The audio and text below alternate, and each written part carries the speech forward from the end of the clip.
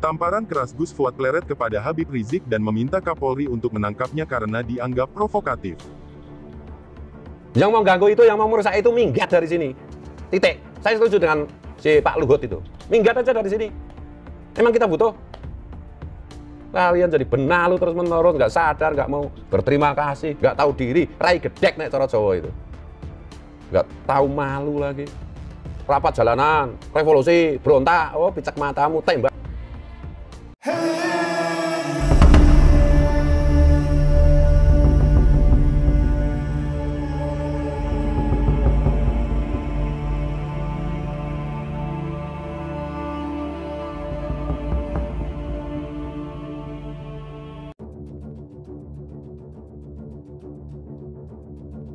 Belum lama ini beredar video Habib Rizik yang menyerukan ajakan untuk memberontak kepada negara Indonesia tercinta ini, dengan mengatakan kalau MK tidak jujur, tidak adil, DPR tidak lagi dapat dipercaya lagi oleh rakyat, maka ekstra parlementer, yaitu sidang rakyat, people power, revolusi.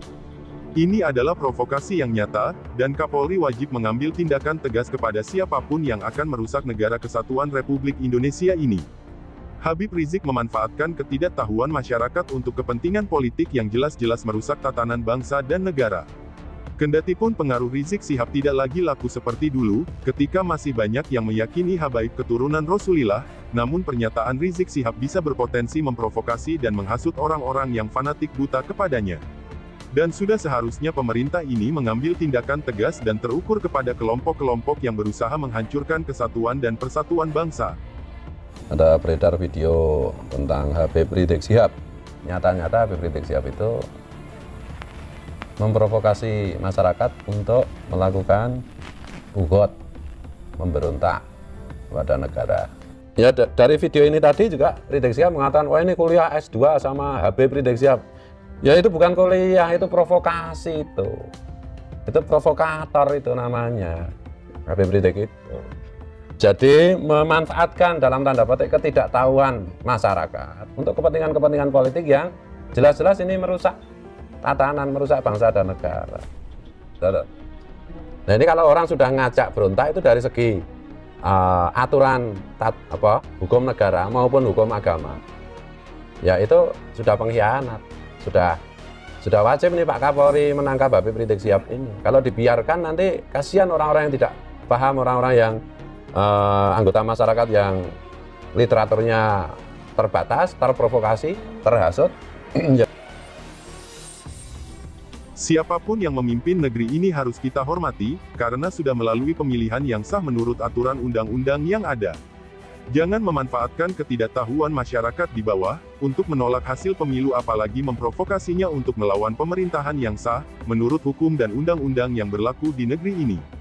Jangan menanamkan kebencian di hati masyarakat agar membenci pemerintah yang sedang bertugas, pemerintah yang terpilih secara demokratis, hanya karena kalah dalam kontestasi politik kemudian mengorbankan masyarakat awam demi kepentingan nafsu syahwat politikmu semata. Kalau dianggap ada masalah, silakan dibawa ke ranah jalur hukum yang sudah ada. Jangan mengajak masyarakat untuk demo turun ke jalan, teriak-teriak revolusi jihad yang akhirnya rakyatlah yang menjadi korban. Gus Fuad Pleret juga mengingatkan Habib Rizik dan gerombolannya untuk jangan coba-coba membuat gaduh di negeri ini. Kalian cuma kaum pendatang yang karena belas kasihan tokoh-tokoh negeri ini, kalian diberi tempat tinggal dan hidup enak di Nusantara ini. Semua rakyat sudah tahu bahwa, karena jasa Kiai Wahab Hasbullah lah kalian tidak dideportasi ke Yaman oleh Bung Karno waktu itu. Jadi jangan bawa-bawa nama Islam sebagai kedok politikmu di negeri ini, karena bangsa Nusantara sudah lebih paham mengenai Islam, bangsa Nusantara lebih paham mengenai negaranya. Sekali lagi kalian jangan sok di sini dan kalian hanyalah tamu di negeri ini. Sadar dirilah bahwa kalian hanyalah tamu, jaga akhlak serta perilakumu, agar kami bangsa pribumi sebagai tuan rumah bisa menghormatimu. Ya kan? Siapa itu si Bahar Smith, anak buahnya Habib Al-Habib Bahar As-Sumait, ya toh? Yang tukang teriak-teriak itu juga provokasi macam-macam juga sudah nggak ada yang dengar. Ya, perang revolusi pedang kayak Bahar Smith itu.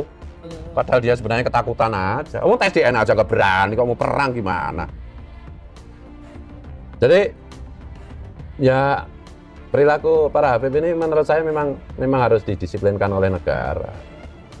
Yang satu kasar-kasar gitu kayak Habib Rizik, kayak Habib Bahar gitu, berontak terus, menghasut masyarakat, warga negara untuk membenci pemerintah. Yang satu lembut halus NKRI harga mati, tapi tidak pernah berani bilang Bhinneka Tunggal Ika Pancasila harga mati. Kuburan sambil memalsu sejarah. Diponegoro jadi Habib, Wali Songo jadi Habib, apa-apaan itu, kacau balau. Jadi menurut saya sudah saatnya pemerintah itu bersikap tegas, keras. Percayalah, bangsa Nusantara, ras-ras selain ras Yaman itu mendukung pemerintah, bersikap tegas terhadap kelompok itu. Nah ini di Indonesia mau bikin rusak ini. Jadi menurut saya pemerintah itu nggak bisa main-main. Nah saya kan udah teriak-teriak ini, udah capek, udah 3 tahun lebih. Mereka terus-menerus, kelompok itu terus-menerus dalam tanda petik itu memusuhi Pancasila loh, Bung. Langsung tidak langsung, gitu loh. Melipir atau blujur, apa gue, terang-terangan atau tidak terang-terangan. Mereka itu memusuhi Pancasila kok. Mereka itu menganggap Pancasila itu bukan final kok. Ya NKRI harga mati, tapi kan bisa NKRI bersyariah, NKRI khilafah, NKRI apa. Dan juga yang ganas-ganas dari kelompok Salafi Wahabi kayak Basalama itu kan juga imigran Yaman juga. Nah pemerintah itu harus bersikap tegas. Harus bersikap tegas. Kapan lagi ini ganggu terus masalahnya itu panjang sejarah. Dari segi hukum nasional maupun hukum negara maupun hukum agama Islam yang saya, itu nggak benar ngajari rakyat untuk membenci pemimpinnya, itu nggak benar. Itu bugot itu. Bugot itu hukumannya mati loh, hukum pancung loh, menurut hukum Islam klasik. Nah, iyalah bahwa semua pemerintah juga ada kekeliruan, ada kekurangan, ya iya, jelas. Bahwa pemerintah yang berkuasa belum tentu itu adalah pilihan kita.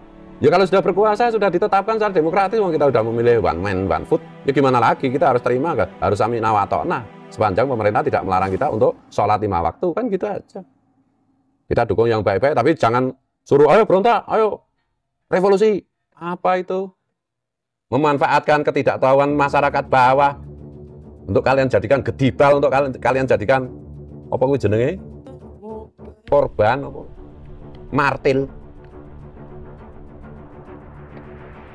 Jangan tanamkan kebencian di hati masyarakat kepada pemerintah yang sedang bertugas, pemerintah yang terpilih secara demokratis. Nah ini kan soal kalah kontestasi politik aja ini. Ya aturan dibikin bersama. Nah kalau ada masalah ya dibawa ke ranah hukum, ke jalur yang benar, formal, jangan turun ke jalan, rapat jalanan, revolusi, berontak, oh picek matamu, tembak gasmu sisan. Negara ini siapa ini? Atau rusak ngono iki. Kalian baru 3-4 generasi datang ke sini, itu pun dalam rangka menjajah, ikut menjajah bangsa ini. Karena belas kasihan Kiai Wahab Hasbullah saja kan, kalian itu tidak dideportasi oleh Bung Karno. Kalian jangan bawa-bawa Islam sontoloyo seperti ini di Indonesia.